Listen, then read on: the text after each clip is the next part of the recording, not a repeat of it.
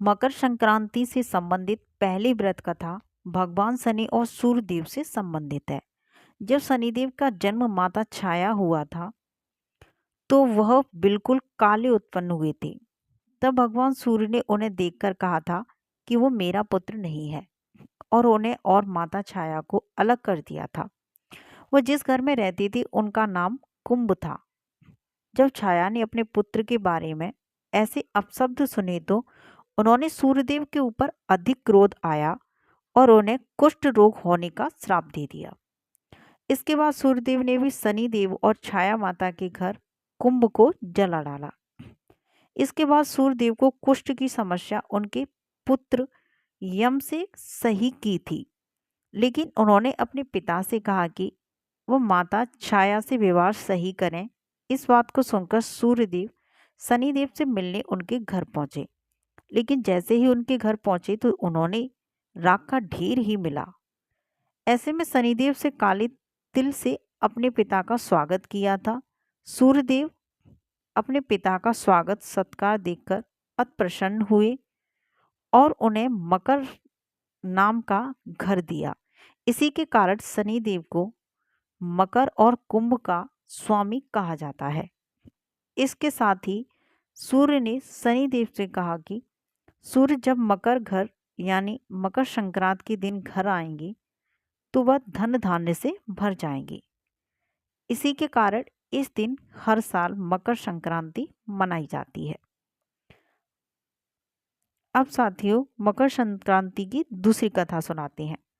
मकर राशि की दूसरी कथा माँ गंगा और भागीरथ से संबंधित है। एक समय जब पृथ्वीलोक पर बब्रुवाहन नामक एक राजा हुआ करता था, उसके राज्य में किसी चीज की कमी नहीं थी।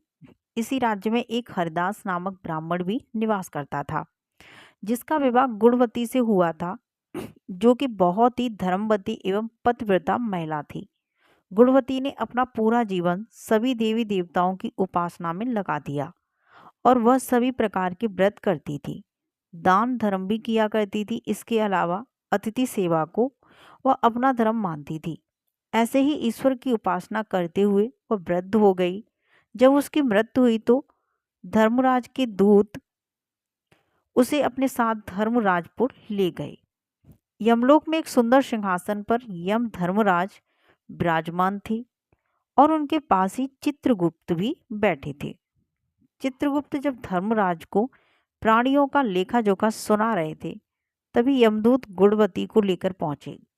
गुणवती यमराज को देखकर थोड़ी भयभीत हुई और मुंह नीचे करके खड़ी हो गई। फिर चंद्रगुप्त ने गुणवती का ब्यौरा निकाला और उसके बारे में धर्मराज को बताया।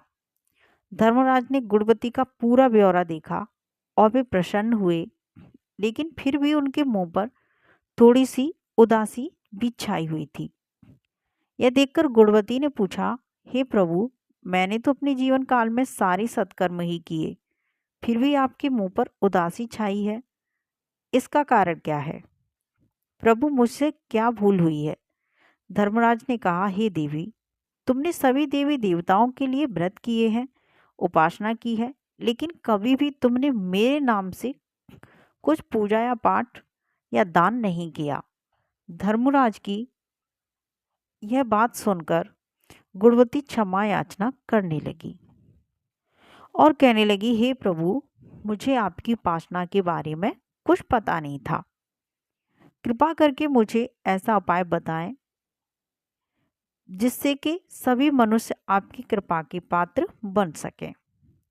मैं आपके मुख से आपकी भक्ति का मार्ग सुनना चाहती हूँ और मेरी कामना है कि मृत्यु लोक पर वापस जाकर मैं आपकी भक्ति करूं और सभी लोगों को इस बारे में बताऊं। तो धर्मराज ने बताया, जिस दिन सूर्यदेव उत्तरायण में प्रवेश करते हैं, यानी कि मकर संक्रांति के दिन मेरी पूजा शुरू करनी चाहिए और उस दिन से लेकर पूरे एक साल तक मेरी पूजा करते हुए ये कथा सुननी चाहिए।